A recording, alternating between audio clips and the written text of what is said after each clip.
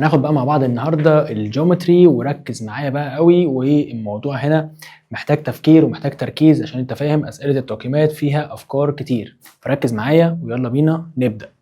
اول سؤال عندي بيقول لي هنا معايا two supplementary angles الريشيو ما بينهم كانت 5 to 11، عايز الميجر of each of them. ماشي حاضر، هما two supplementary angles. يعني ايه two supplementary angles؟ يعني هما الاثنين مجموعهم 180. تمام، فتعمل لي الريشيو ما بينهم. ماشي، سمي لي يا عم واحد اكس وواحد واي. هقول له اهو الاولاني اكس والتاني واي، وهزود السم اكس تو واي يعني 5 to 11 مجموعهم 16. طالما هم supplementary يبقى السم ب 180، تكتب لي هنا 180. اعمل الصح بقى، يبقى الاكس equal 5 times 180 over 16 والواي equal 11 times 180 over 16 والكالكوليتر موجودة تحسب عليها. نقفل ده. 5 times 180 divide 16 كام؟ يا ساتر، اكتب الرقم الضخم ده زي ما هو 56 degree 15 minute.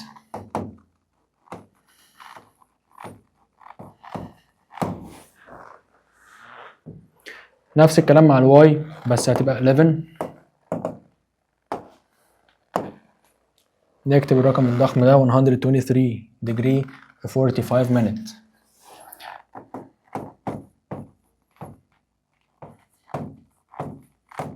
ماشي، اللي بعده عندك هنا بيقول لك find the measure of the positive angle that the line L makes with the positive direction of x. ماشي، طب دلوقتي عندي straight line قطع حته من الاكس او عمل انجل مع الاكس. تعالى كده، straight line عمل انجل مع الاكس، ايا كان بقى هو مايل كده او مايل كده مش تفرق. فانا عايز دلوقتي اجيب الانجل دي بكام. طب مديني ايه؟ مديني 2 بوينتس على الستريت لاين، نقطتين على الستريت لاين. طب انا ممكن عن طريق البوينتس دي اجيب السلوب، صح؟ تمام. طيب ممكن عن طريق السلوب اجيب الانجل؟ الموضوع سهل يعني في الموضوع ده. الفكره بس ان انت تفكر، بس انت عندك قوانين كتير للسلوب، منهم القانون بتاع الانجلز، ومنهم اللي هو تان سيتا، ومنهم القانون بتاع التو بوينتس، ومنهم القانون بتاع الكوفيشنتس لو هو مديك ستريت لاين. فانت هتستخدم قانونين هيوصلوك. تمام، تعالى بقى كده نقول له السلوب هيكون equal y2 minus y1 x2 minus x1. اعمل substitute. y2 اللي هي 4 root 3 minus root 3، x2 minus x1 اللي هي 1 minus negative 2 يعني 1 plus 2. يطلع معاك بكام الكلام ده؟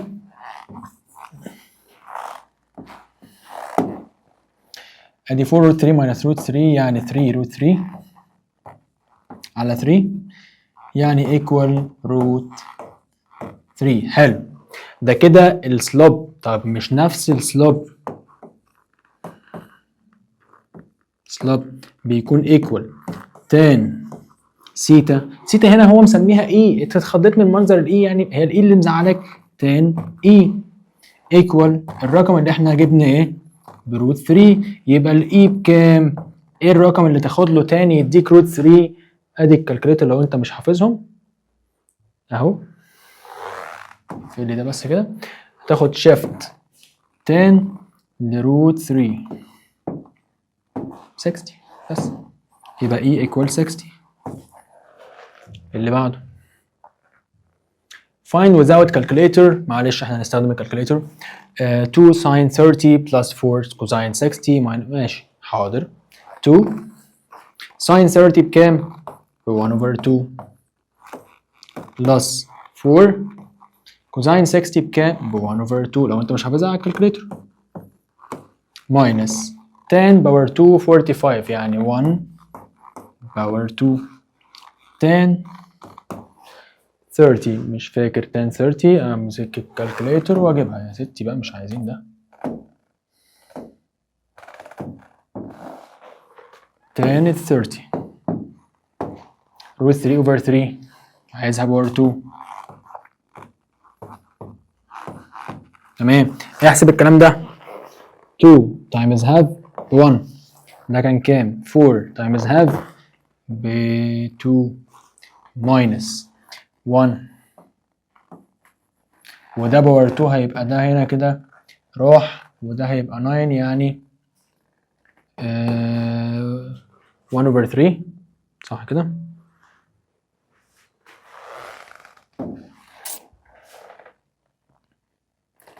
باور 2 بكام؟ 1 over 3 ماشي. بعد كده احسبها بقى على الكالكوليتر. 1 بلس 2 يطلع معاك بكام؟ ب 1 وب 3 ماينس 2 يبقى شوف هيطلع معاك بكام واكتبها.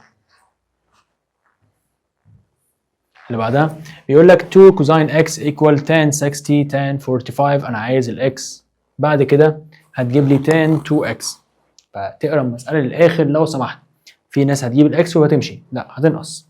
دلوقتي انا عايز الاكس، بعد كده هجيب tan 2x. تمام ماشي. 2 كوزين اكس اهي ايكوال tan 60 tan 45. ادي براكت لده وادي براكت لده واحسبهم على الكالكوليتر. انا ما بحبش احفظهم يا عم، انا واحد ما بحبش الحفظ. الكالكوليتر اهي. tan كام قلنا؟ tan 60 بروت 3 طب والثانيه tan 45 طبعا دي الناس كلها عارفاها ب 1 ماشي. روت 3 تايمز 1 روت 3 ايكوال ال 2 كوزين الاكس، يعني كوزين الاكس هيبقى روت 3 اوفر 2. تمام. يبقى انا دلوقتي هجيب الاكس ازاي؟ ايه الرقم اللي اخد له كوزين يطلع بروت 3 اوفر 2؟ مش عارف. الكالكوليتر موجوده. شيفت كوزين روت 3 اوفر 2 ب 30. هو عايز ايه بقى؟ هو عايز tan 2x، يبقى هو عايز tan 60 واحسبها برضو بكام واكتبها.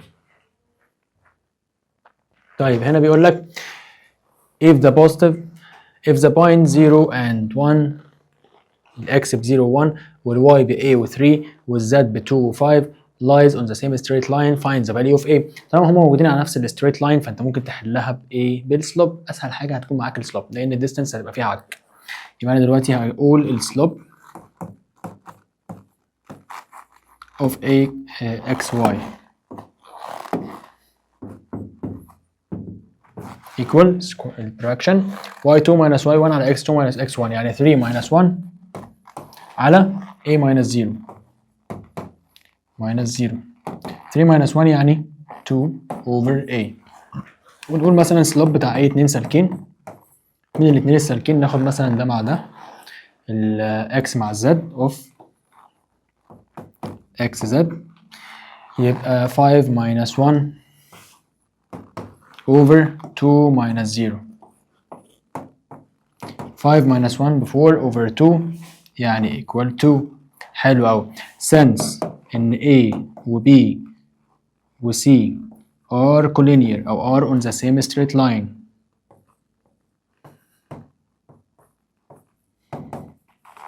يبقى therefore M1 اللي هو السلوب بتاع الأولاني equal M2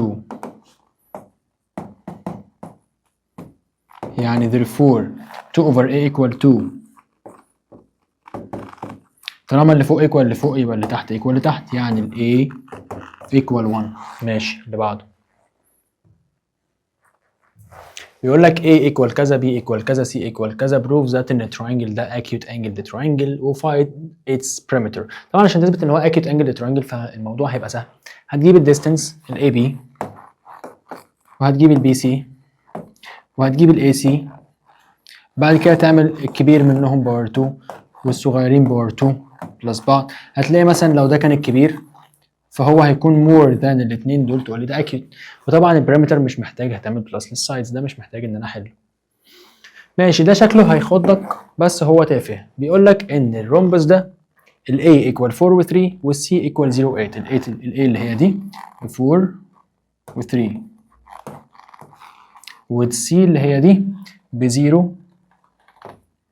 و 8. عايز البارامتر بتاع الرومبس. يعني ايه بارامتر اوف رومبس؟ يعني sum of all sides. يبقى انا محتاج اجيب اللانس بتاع مثلا ال A C او ال A O او اي حاجه سهله، مش هتبقى صعبه يعني بالنسبه لك.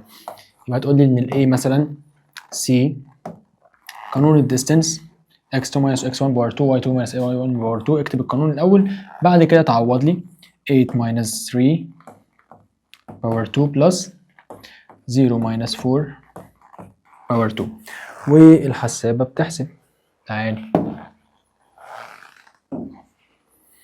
ادي السكوير روت و 8 minus 3 all باور 2 plus 0 minus 4 all باور 2 بكام؟ روت 41.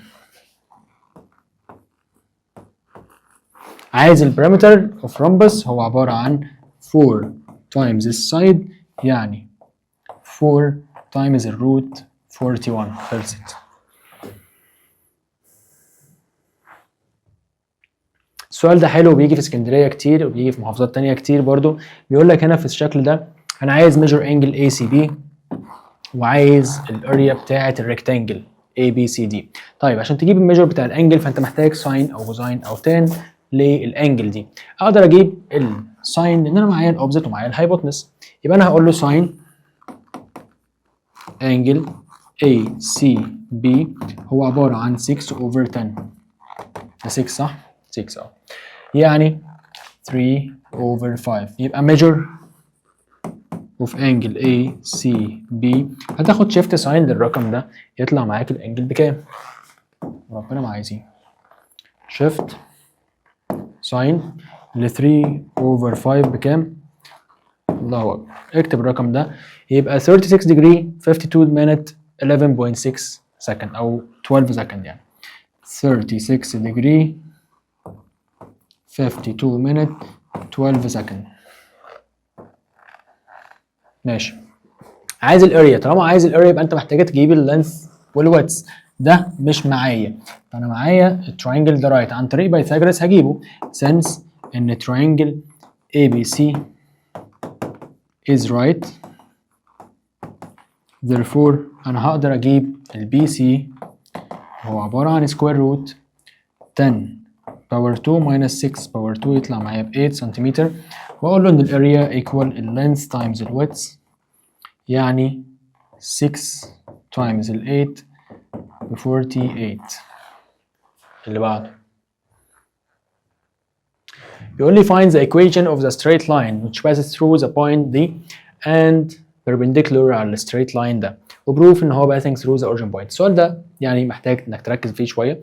طالما الستريت لاين عشان اجيب اصلا الايكويشن بتاعت الستريت لاين فانا محتاج بوينت يكون هو عدى بيها، فهو الراجل كتر خيره اداني البوينت اللي الستريت لاين عدى بيها. ايه تاني؟ محتاج السلوب. هجيب السلوب عن طريق مين؟ عن طريق الستريت لاين التاني لان هما perpendicular على بعض. يبقى انا دلوقتي الريكوايرد هنسميه L1 والجيفن هنسميه L2. يبقى ده required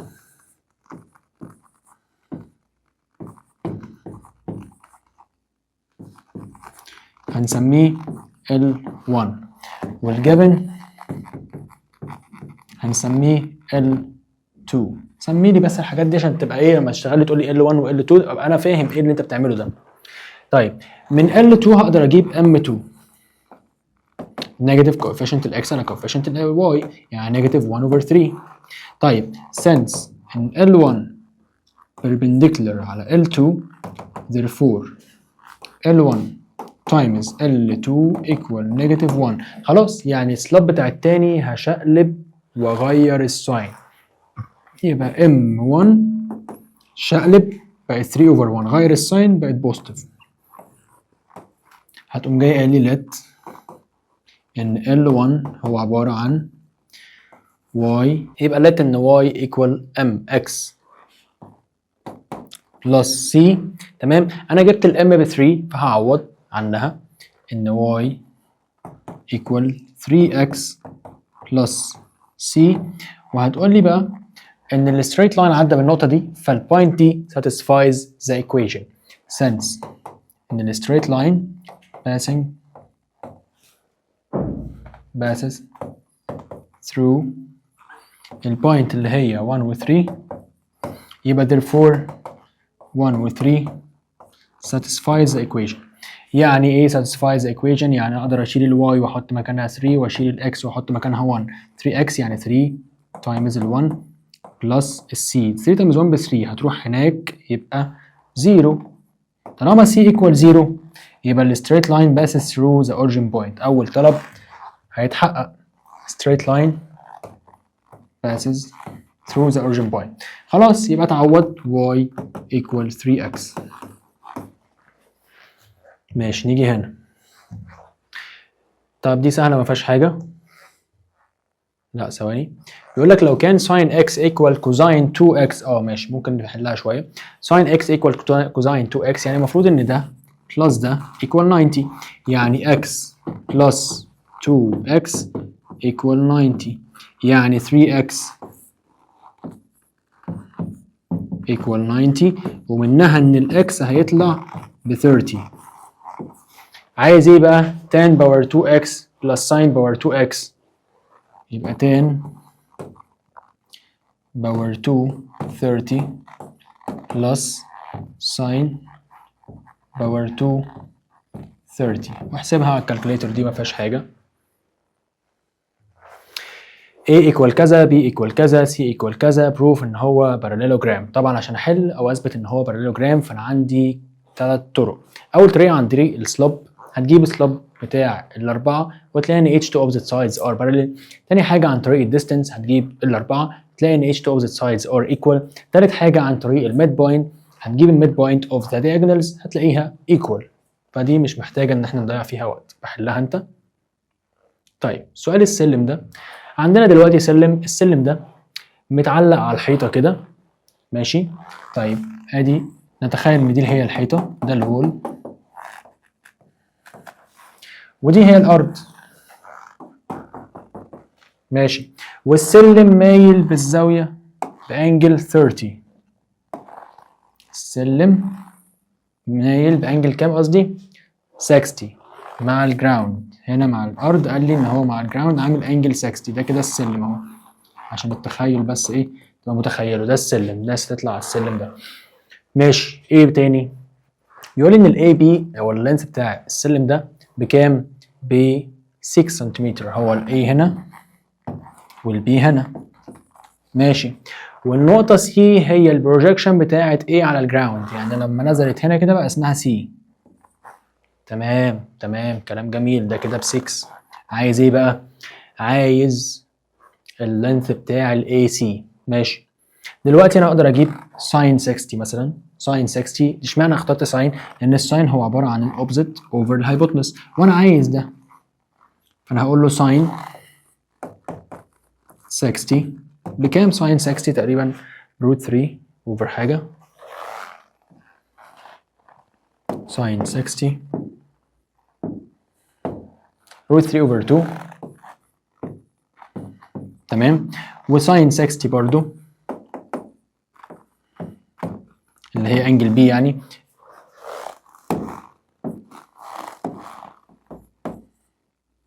equal opposite over hypotenuse يعني A C over A B. اقدر اعوض عن ال A B يبقى ال A C over A B اللي هو ب 6 هيكون equal root 3 over 2 واعمل الصح. ده تايمز ده divided ده يطلع معاك ان ال A C equal كام؟ ده تايمز ده يبقى 6 over يبقى 3 root 3. تمام. اللي بعده بيقول لك لو كانت الديستانس between two points دول هي 2 root 5. انا عايز الكي. ماشي حلو السؤال ده. هتعمل قانون الديستانس اللي هو x2 minus x1 y2 minus y1. عوض ده k minus 6 و5 minus 1. الكلام ده equal 2 root 5. ماشي. 5 minus 1 يعني 4 وباور 2 يعني 16. تمام ادي هنا معايا 16 بلس k minus 6 معرفهاش وسيب الباور 2 دلوقتي. كل ده لسه تحت الروت equal 2 root 5. هنعمل باور 2 للناحيتين. باور 2 to the both. لما تعمل باور 2 هنا الروت ده راح، انا عملت كده عشان الروت يروح. ماشي، ادي يا عم الباور 2 هيخلي لك k minus 6 all باور 2 بلس ال 16 يكون ايكوال. لما تعمل باور 2 هناك ده هيبقى 4 times 5 ب 20، وادي ده هناك بالماينس يبقى k minus 6 all باور 2 20 minus 16 يعني كام؟ يعني 4. لو خدت سكوير روت هنا وهنا يطلع معاك ان k minus 6 equal ما تقوليش 2 positive or negative 2، لان انت لو قلت 2 بس ضيعت حل. يبقى لو قلنا ان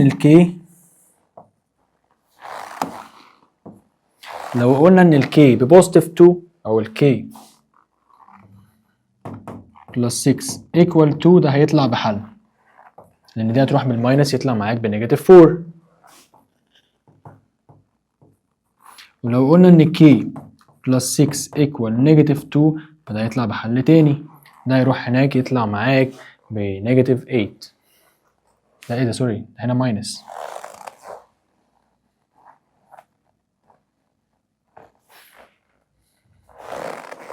هنا ماينس، فده لما يروح هيبقى بوزيتيف 4.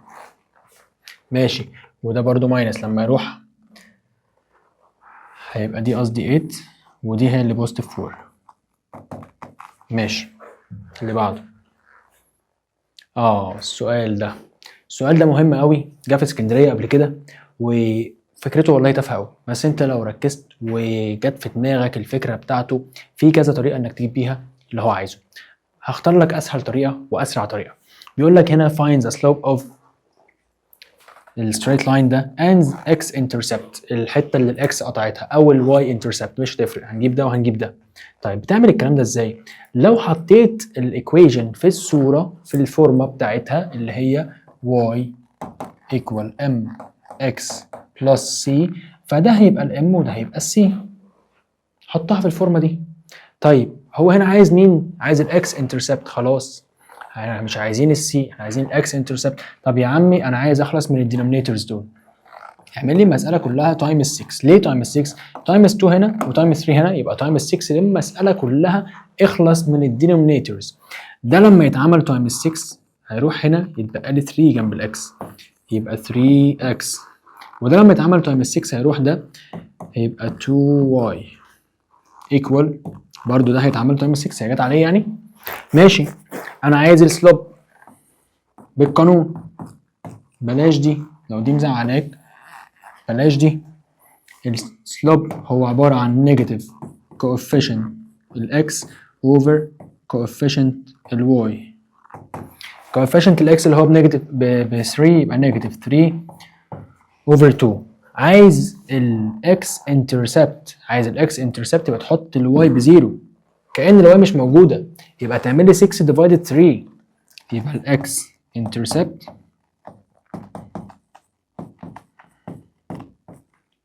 equal 6 divided 3 كأن الواي مش موجودة، يطلع معاك ب 2. طب لو عايز الواي انترسبت برضو نفس الكلمة، تحط الاكس بزيرو يبقى 6 divided 2 يطلع ب 3. تمام كده؟ ماشي. بيقول لك if the equation of the straight line L1 و L2 are respectively كده وكده وهما perpendicular، عايز البي بكام؟ ماشي سهل ما فيهاش مشكله، طالما هما perpendicular يبقى L1 times L2 equal negative 1، او L1 والتاني شقلب وقلب. يبقى انا هجيب L1 M1 equal negative 2 over negative 3، negative coefficient الاكس and coefficient الواي راح مع بعض يطلع ب 2 over 3. طيب والM 2 negative coefficient الاكس على coefficient الواي. ماشي، المفروض ان ده تايمز ده ايكوال نيجاتيف 1 او ده ايكوال ده لما يتشقلب ويتقلب. طب ما تيجي نشقلب ده، اقول له بس سنس ان L1 perpendicular على L2 therefore M1 times M2 equal negative 1. ده لو اتشقلب واتغير اشارته فخلاص هيبقى ايكوال ده، يبقى B equal 2 over 3. خلصت.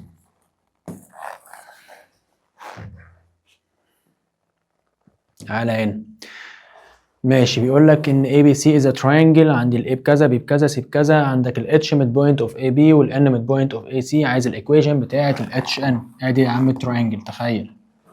ماشي، A و B و C، وعندي هنا نقطة اسمها H ونقطة اسمها N mid points، يعني في نص ده وفي نص ده. تمام. هو عايز الايكويشن بتاعة ال HN اللي هم اصلا ميد بوينتس، يعني انت محتاج تجيب ال H وال N وترجع بعد كده تشتغل بالايكويشن مع التو بوينتس اللي هو اداهم لك.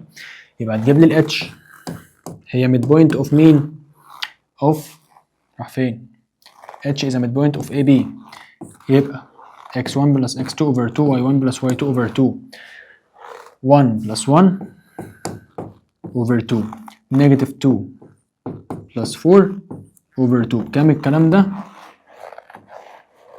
2 over 2 ب 1 وده برضه 2 over 2 ب 1، يبقى 1 and 1. والn هنسميها برضو x1 بلس x2 over 2 مع ال b وال c بقى، ال a وال c 1 بلس نيجاتيف 1 يعني 0 over 2، نيجاتيف 1 بلس 6، نيجاتيف 2 قصدي بلس 6 over 2 يعني 4 over 2 ب 2، يبقى 0 و 2. تمام. هتجيب السلوب of h n نيجاتيف كوفيشنت الاكس على كوفيشنت الواي، يعني اللي هو قصدي او y2 minus y1 يبقى 2 minus 1 على 0 minus 1، 2 minus 1 ب 1 على 0 minus 1 يعني نيجاتيف 1. حلو. عايز ايه بقى؟ عوض في الايكويشن. هتقول لي y equal let y equal mx plus c، ده الايكويشن اوف hn، والm equal نيجاتيف 1 يعني y equal نيجاتيف m plus c، نيجاتيف قصدي x plus c.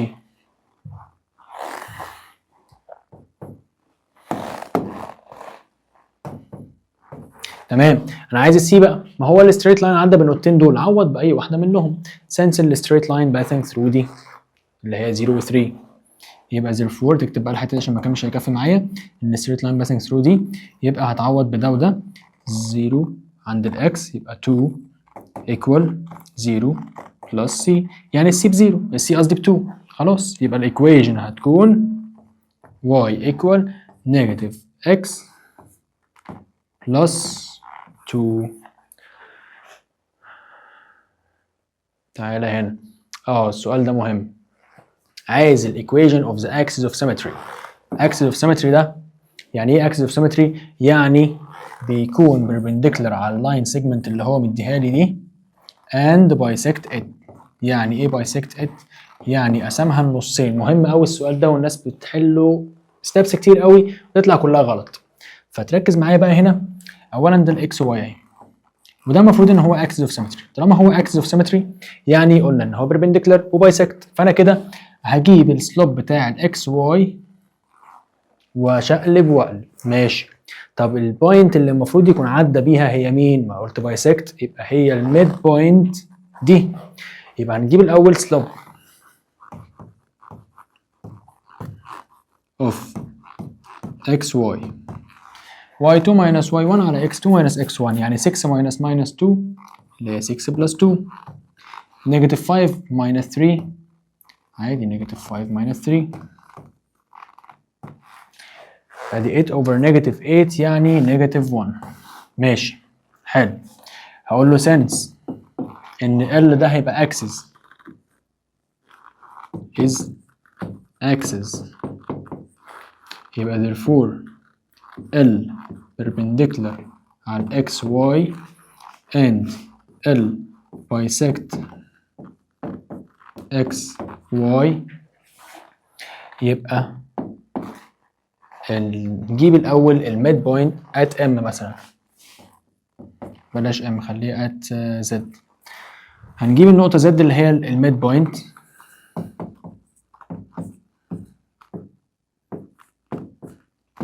of x y اللي هي y2 plus x2 plus x2 over 2 y2 plus y2 over 2، ما فيهاش مشكلة دي. ماشي. هتعمل 3 plus negative 5 over 2 وهتعمل negative 2 plus 6 over 2 وتشوف هتطلع معاك بكام. 3 plus negative 5 over 2 negative 2 plus 6 over 2 بكام ده؟ 3 و negative 5 يعني negative 2 over 2 يعني negative 1 ادي كده 4 over 2 يعني 2. دي النقطة اللي المفروض ان الستريت لاين عدى بيها. طب انا دلوقتي هقول له since ان هما perpendicular therefore slope of the required هي عبارة عن شقلب وقلب ده، هو فين؟ هو كان نيجاتيف 1 يعني بوزيتيف 1. ماشي تمام. يبقى هنقول له y equal mx يعني x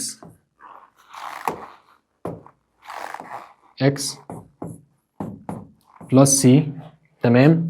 انا عايز السي، هقول له since the straight line passes through البوينت دي يبقى therefore البوينت دي هتحققه. تكتب بس الكلام ده عشان المكان هنا ضيق، فهتقول تعوض بال2 والنيجاتيف 1 اللي احنا جبناها يبقى 2 equal negative 1 plus c. ودي ده هناك يطلع ان c equal 3. عوض يبقى y equal x minus ولا plus 3. ماشي.